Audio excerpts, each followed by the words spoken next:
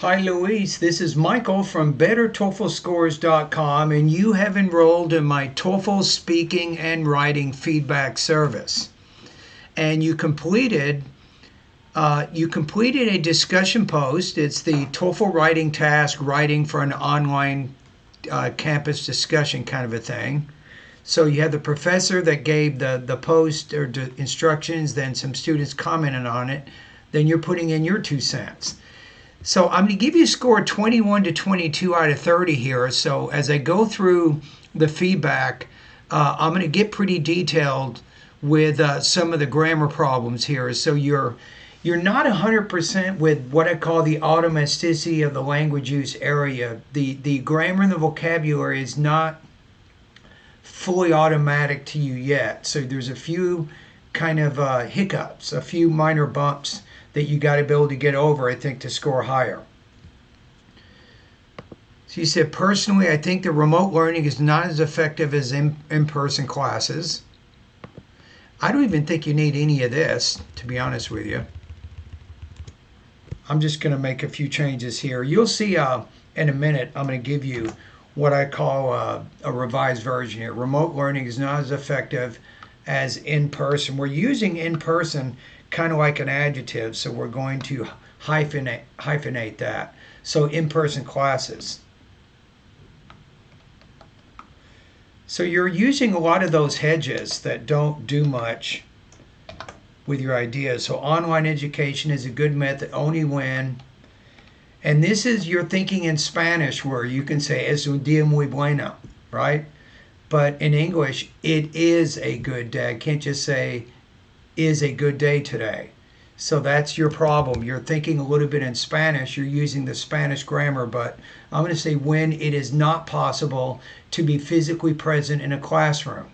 I agree with Miguel, who states that, again, you're missing the subject here, who states that there are many advantages of attending classes in person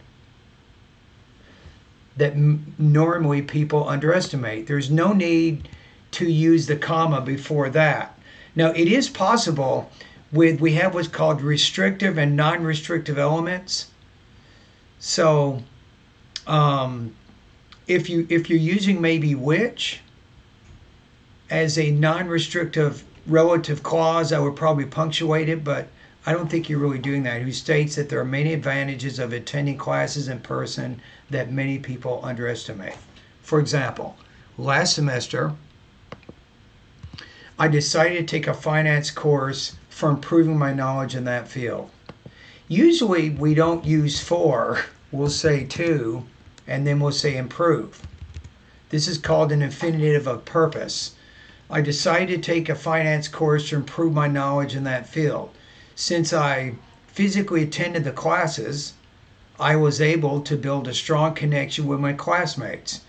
Now watch out for sentence boundaries. This is actually a new sentence here. So you have two choices here. Either you can put a period or a semicolon. I think a semicolon maybe can work here. Or you can just put a period. Either way, you need to end that sentence. So you avoid, it's called a comma splice. So if you put the period, you'll say, as a result, I learned a lot about finance by interacting with them. That relationship would not have, and this is, I'm concerned here, been, you need passive voice. That relationship would not have been built on virtual class sessions. Now, I like that would not have been. You're talking about a past and possible condition. That demonstrates pretty solid grammar, but you didn't get the passive voice correct there. So that's going to bring down your score. To conclude, physical classes provide more benefits than online classes. Maybe I would say than those offered in online classes. And the latter should only be chosen if the first option is not available. So what I'm saying is, I put those in there. You're trying to compare not really the classes, but the benefits offered in the classes. So physical classes provide more benefits than those benefits offered in online classes. But instead of saying benefits, I don't want to repeat it twice. I'm going to use that pronoun those instead. And that's it. I mean, I don't know what to tell you, but I mean, you cannot, in such a short piece of writing, you can't have that many mistakes. And especially pretty big ones. You're not putting subjects where they're needed. You're having problems forming passive voice. I think you're going to have to improve your language use. You need better control over your sentence structure, I think, to score higher.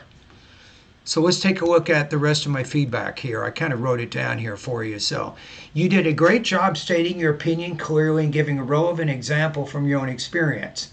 That personal story about your finance course really helps develop the argument. However, to score higher, you'll need to work on, I just went over this, grammar, sentence structure, and word variety.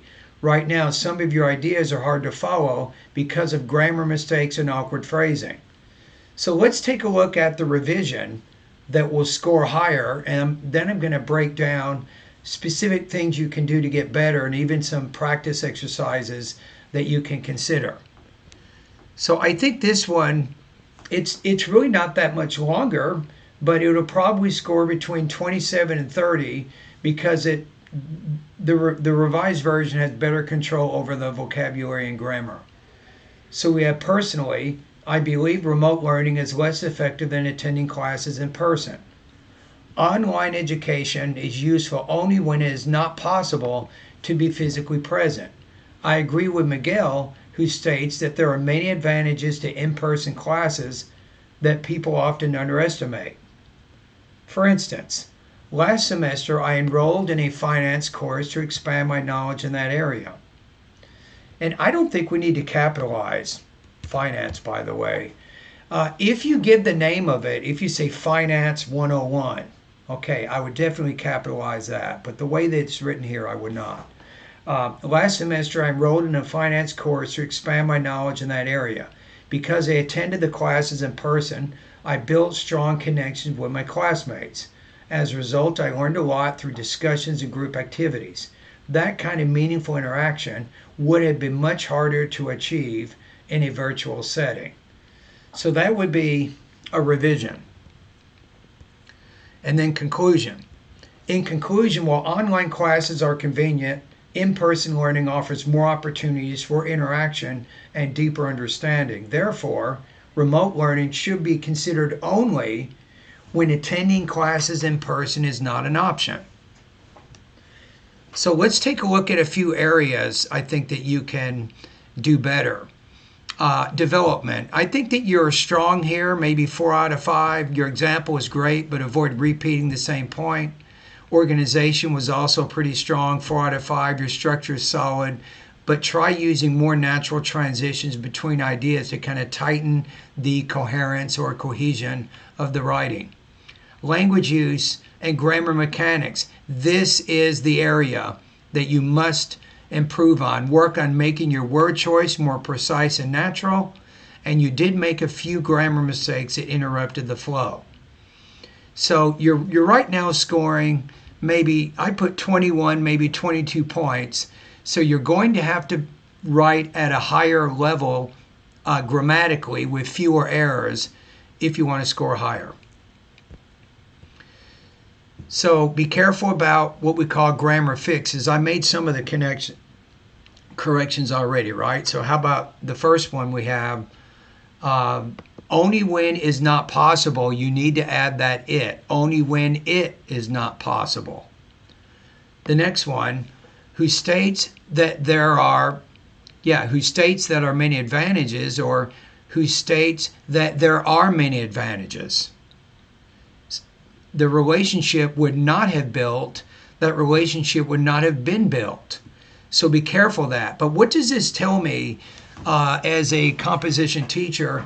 It's telling me that when you're forming complex sentences, you're having trouble understanding whether or not to put the subject in there. Okay, so if you want to study a little bit more here, if you're using ChatGPT, I'll give you some key words. You can put using subjects in complex sentences such as adjective clauses, noun clauses, and adverb clauses. Right? So sometimes It is possible where you can put, I have a student who is attending the meeting. In that case, who is doing two things. It's the subordinating conjunction and it's the subject of that dependent clause. But this is where you're having trouble. So when you see that subordinating conjunction, the question is it the connector and the subject, or is it only the connector? That's the area of grammar that you want to really focus on, right? So the question is, when do you need to put subjects in dependent clauses? Or when is the connector also the same thing as the subject? So you're essentially looking at what's called subject subordinating conjunctions or object subordinating conjunctions. So they can sometimes occur in a subject position. Sometimes these subordinators can occur in object positions. I think if you can figure that out and understand that, I think that you're going to avoid some of these errors. Okay, avoid repetition. So you use the phrase in-person classes or online education maybe a little too much. So you could say things like in-person learning, remote instruction, maybe virtual setting. Those are some alternatives. By using alternatives, it shows you have a wider range of vocabulary, and that's going to give you more points, I think, with the writing. Sentence structure. Some of your sentences may be a little too long, a little awkward. One, you have, since I physically attended the classes, I was able to build a strong connection with my classmates. So as I said a minute ago, you just simply need to put a period after classmates or a semicolon and end the sentence and then move on to the next one. And that avoids this problem. Okay, practice exercises that you can work on. Number 1, grammar. Focus on subject-verb agreement and verb tense. Use tools like Grammarly, Perfect English Grammar to practice with examples. 2, add sentence variety. Take a few of your own sentences and rewrite them maybe in 3 different ways. Think about different ways that you can write or rewrite your sentences. Try combining short sentences into more complex ones, and vice versa. 3, build a TOEFL vocabulary bank. Find 5 new words each week that you can use in academic writing. For example, things like interaction, collaboration, or alternative.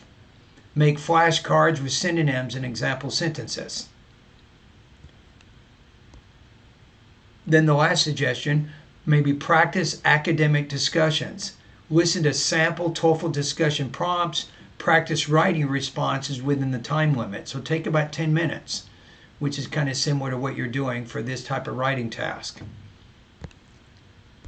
Compare your writing to sample high-scoring answers, right? And look for opportunities to improve. Ask yourself, did I develop my post enough? Am I meaningfully contributing to the discussion? Do I have good control over my language use, including both grammar and vocabulary? And in addition, am I using a combination of both basic and advanced vocabulary and grammar, right? So if you can answer yes to a lot of those things, I mean, it means that you're improving, you're getting better, but you need to be able to recognize when you are or are not achieving these results. All right. Anyway, thank you very much for completing the practice test. Keep up the good work. I know it's frustrating, but you have to be methodical. Look at this as a job. You know, when you pass the TOEFL exam, it allows you much better job opportunities, right? You just have to keep focused, keep going, don't give up, and finish the TOEFL exam.